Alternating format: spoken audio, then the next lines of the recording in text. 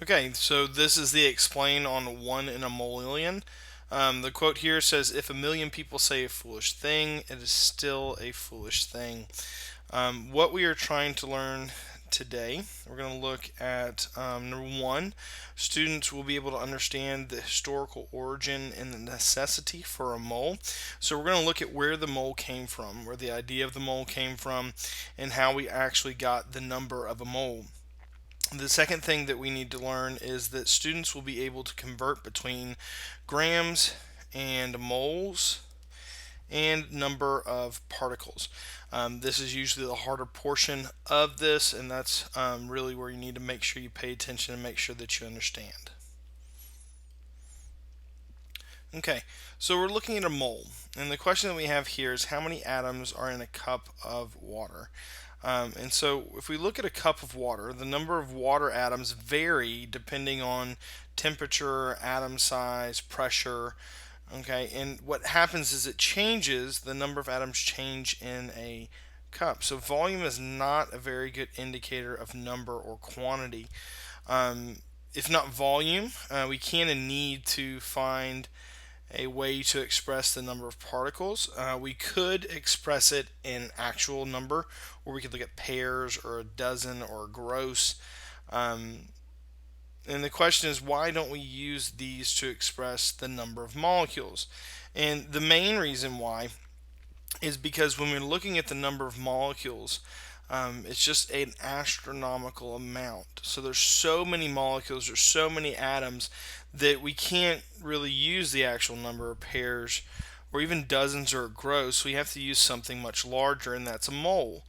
And the mole was developed by the analysis of gas laws. So looking at different gas laws, and we're going to look at this later. We're going to look at the ideal gas law, and we'll come back and we'll look at Avogadro. And Avogadro is the person who studied it. But here, what we find out what a mole is and what we're going to use it for now is it's defined by the number of atoms in 12 grams of carbon. Okay, and it's exactly 12 grams of it, and it gives us this number. And we see our number down here is 1 mole of, and it can be anything. Okay, so this just ABC represents anything. And 1 mole equals 6.02 times 10 to the 23rd of anything. Okay, so when we're looking at it, it's just like we're looking at a gross or dozen or a pair. It's just a way to simplify it out. It's just a rather large number.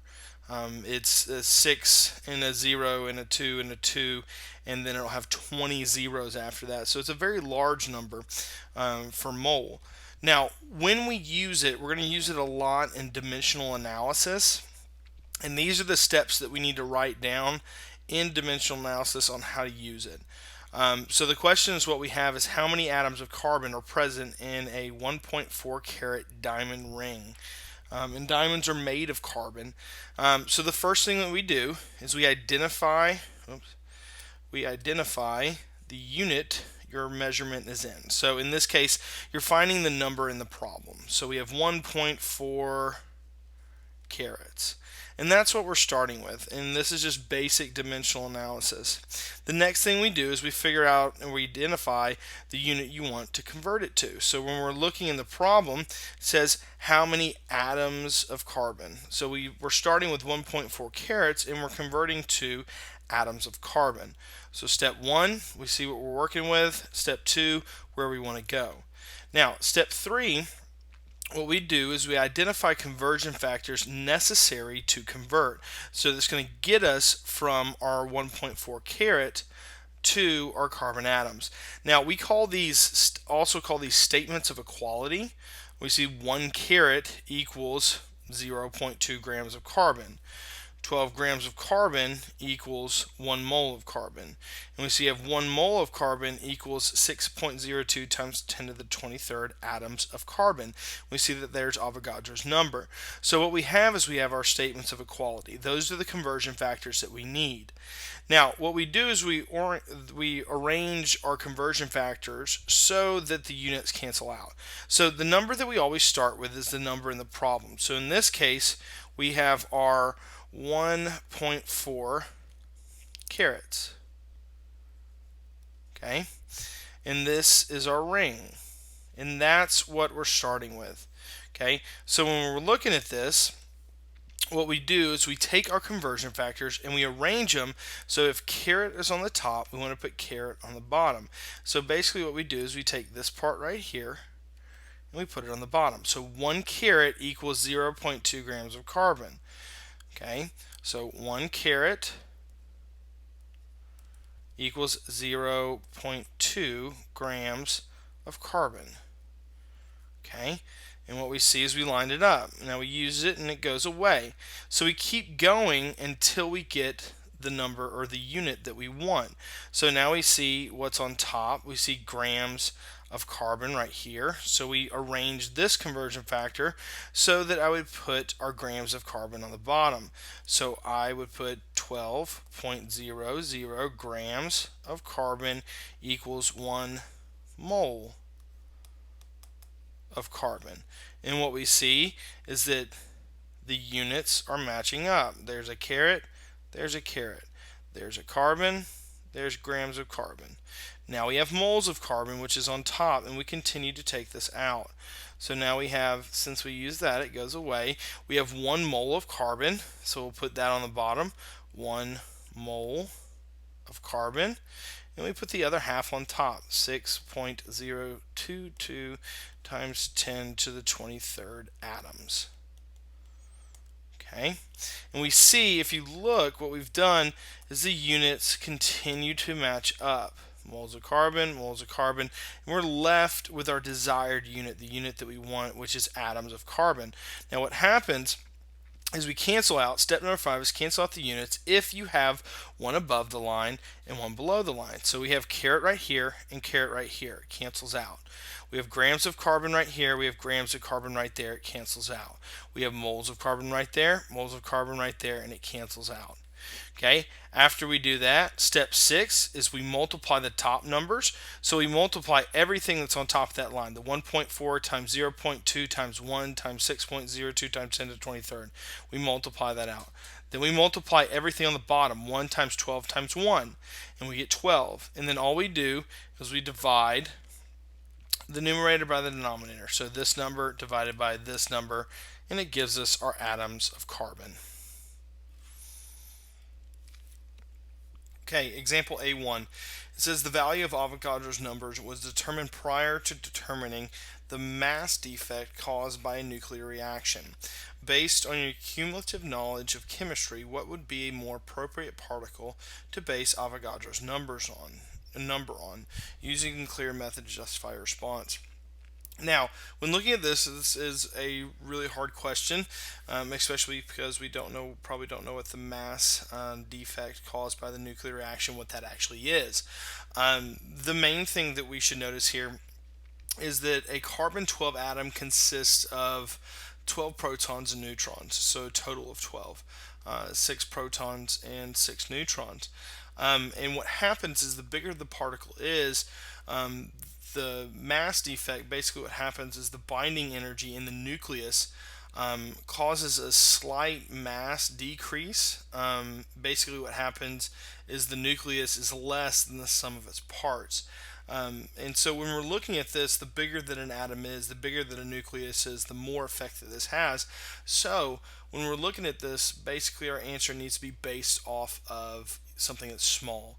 A hydrogen atom or a hydrogen molecule would have been better for us to look at because it would not have the binding energy, so the nucleus would have been better when we're looking at that. So that's example A1, pretty tough question right there. Now example A2, we're looking at, it says a sample of local water supply has been determined to have 10 particles of sulfur for every 5 milliliter sample. And the question is, how big must the water supply be to have 1 mole of sulfur particles? So basically what we're going to do here is we're going to set up a proportion. Okay, for every 10 particles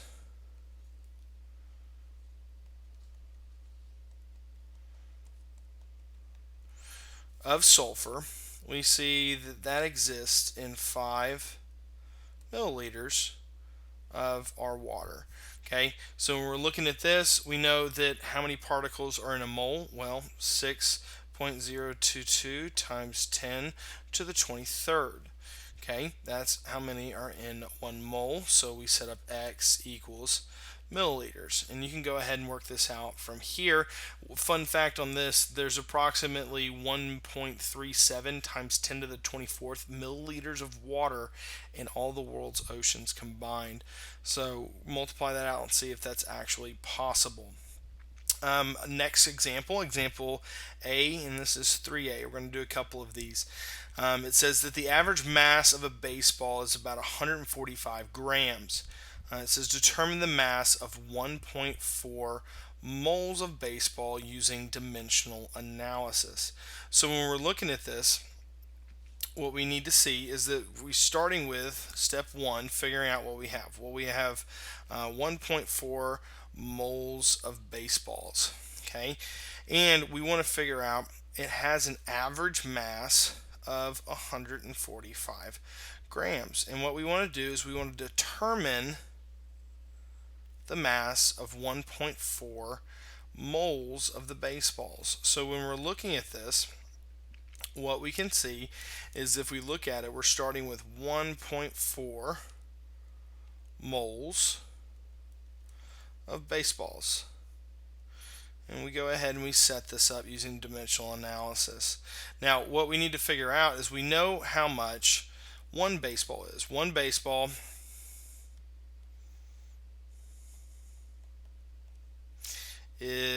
equals 145 grams.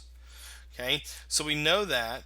So what we can try to figure out is we can try to figure out how many baseballs are in 1.4 moles of baseballs. So to do that, we know that 1 mole of anything, in this case baseballs, equals 6.022 times 10 to the 23rd baseballs. So from here, it's just dimensional analysis. We'll go ahead and we'll set this up. So we have 1 mole, and that is baseballs on top. So all we do is we take our 1 mole of baseballs, set it on the bottom. We figure out that number, and it equals 6.02 times 10 to the 23rd. And we go ahead, we put that on top.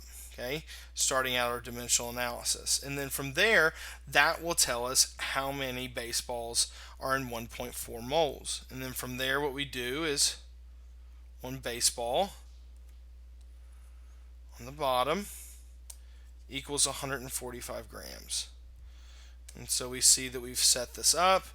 We see that we cancel out our units, because we have moles of baseballs on top, moles of baseballs on bottom, and this is the number of baseballs, and that's 1 baseball. And so our units cancel out. We multiply the top and we divide by the bottom. Looking at another example, we see that we have example A, and this is 3B. It says how many water molecules are present in 2.4 moles of water. So when we're looking at this, the only conversion factor that we need on this is 1 mole of H2O, which is water, equals Avogadro's number, 6.022 times 10 to the 23rd. And that would be our molecules of water. And all we have to do, remember, start with what the problem gives us, go to what it wants, how many molecules, and set it up using dimensional analysis.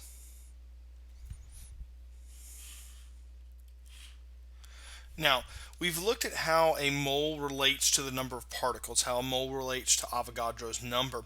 What we're going to do now is we're going to look at how mass and moles are related to each other.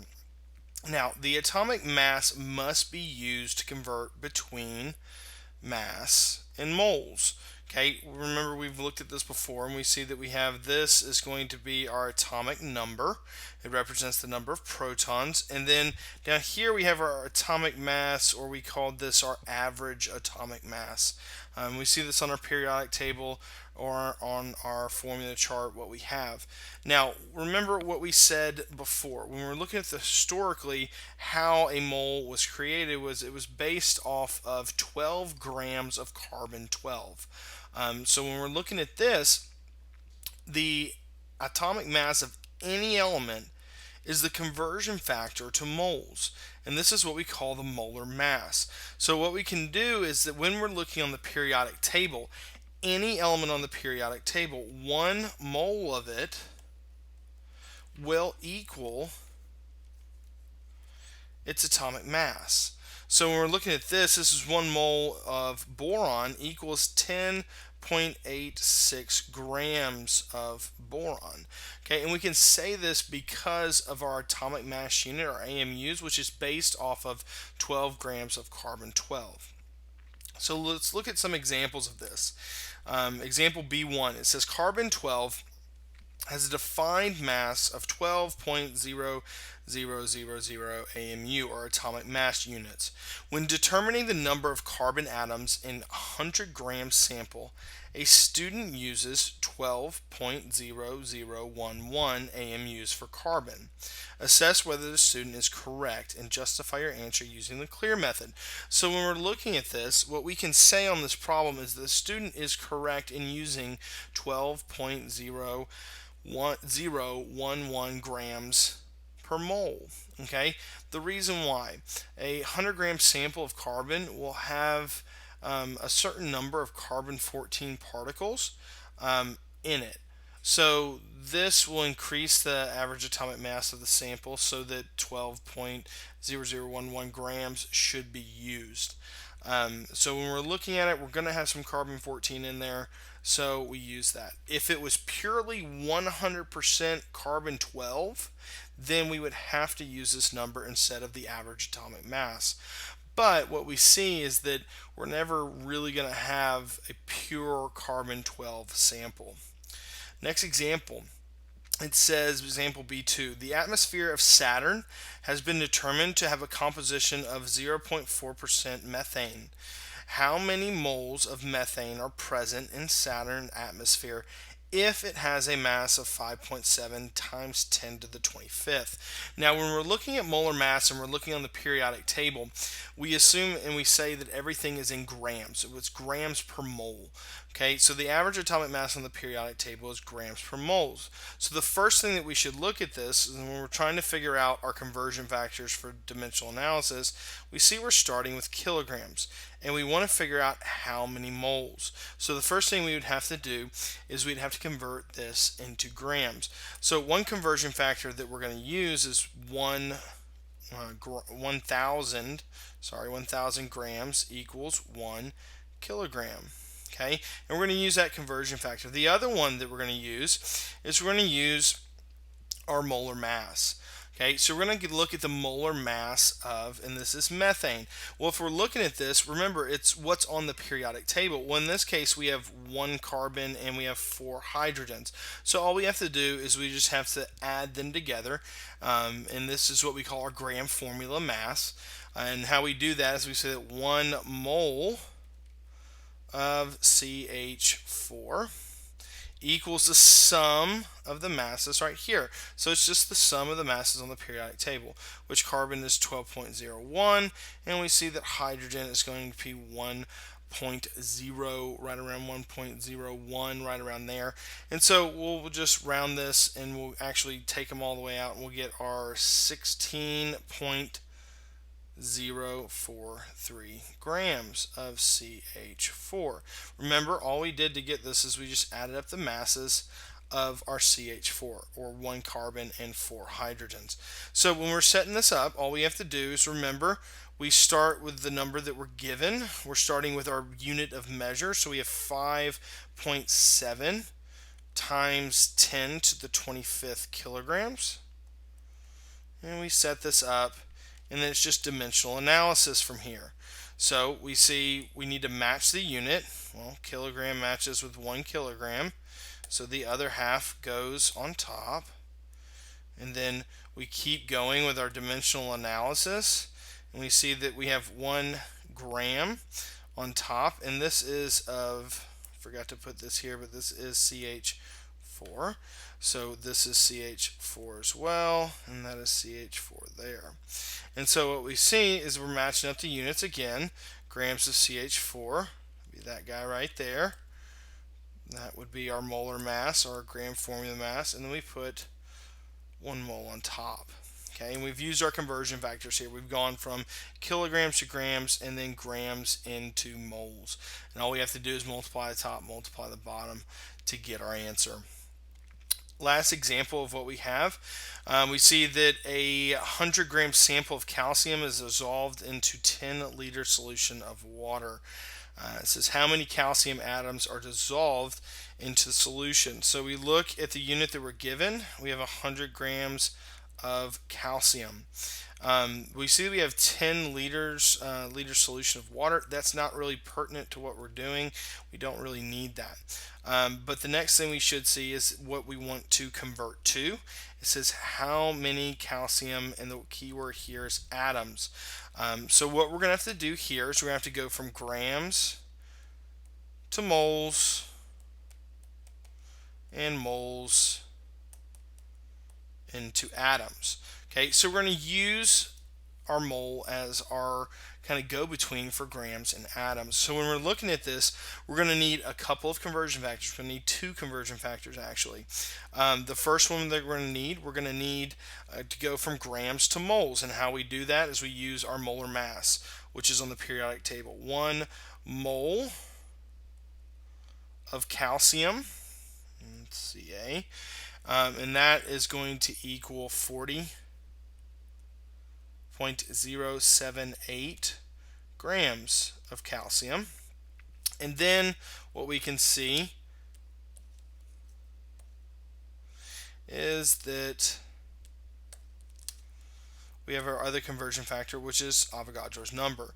So 1 mole of calcium equals 6.022 times 10 to the 23rd, and that would be atoms of calcium. And now all we do from here is we set up our dimensional analysis. We start with the unit that we have first, our 100 grams of calcium, and then from here we just match everything up. So we have grams of calcium, we need to put that on the bottom, so we put that guy on the bottom, put the other half on top, and then we keep going from here, and we see that those units will cancel out. And then from here all we do is we put mole, took that circle with me, mole on the bottom and atoms on the top. And then all we do from here is we multiply the top and we multiply the bottom and then divide our numerator by our denominator.